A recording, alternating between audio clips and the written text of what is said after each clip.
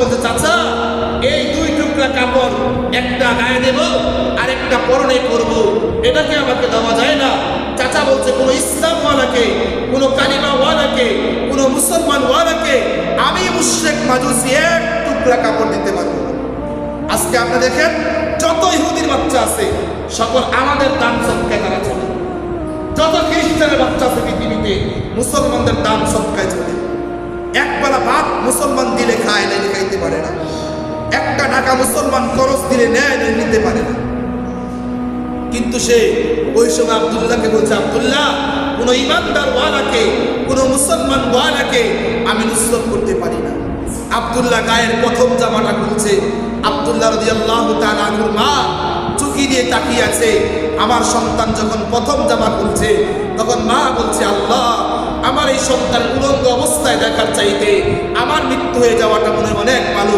যখন দ্বিতীয় কাপড় খুলছে মা সহ্য করতে না পারে তার পরনের একটা উড়না যখন নিক্ষেপ করে আব্দুল্লাহর দিকে নিক্ষেপ করেছে, আব্দুল্লাহ উড়নাটাকে জড়িয়ে এমন একটা ছোট্ট উড়না দিয়েছে যে উড়না দিয়ে লজ্জাস্থান ডাকলে মাথা রাখা যায় না, মাথা রাখলেও লজ্জাস্থান ডাকা যায় না।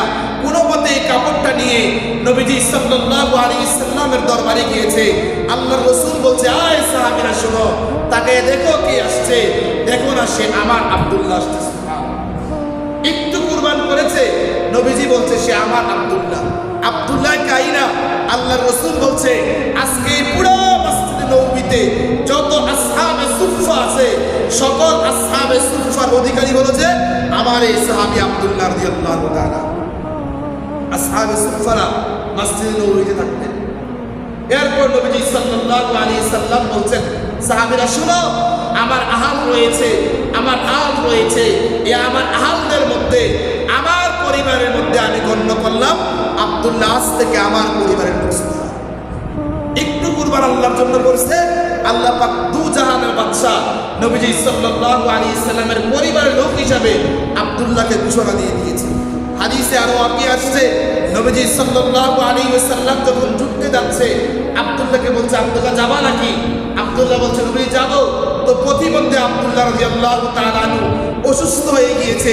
নবীজির কানে যখন এই আওয়াজটা পৌঁছছে, আল্লাহর রাসূল সাল্লাল্লাহু আলাইহি সাল্লাম নিজে উমরকে, আবু বকরকে নিয়ে আব্দুল্লাহ রাদিয়াল্লাহু তাআলার কাছে এসে আব্দুল্লাহর জন্য আল্লাহর কাছে দোয়া করছে, আল্লাহ ইশফি, আপনি আব্দুল্লাহকে শিফা দিয়ে দেন। আব্দুল্লাহর অবস্থা তো করুণ ছিল, সে মুমূর্ষু অবস্থায়।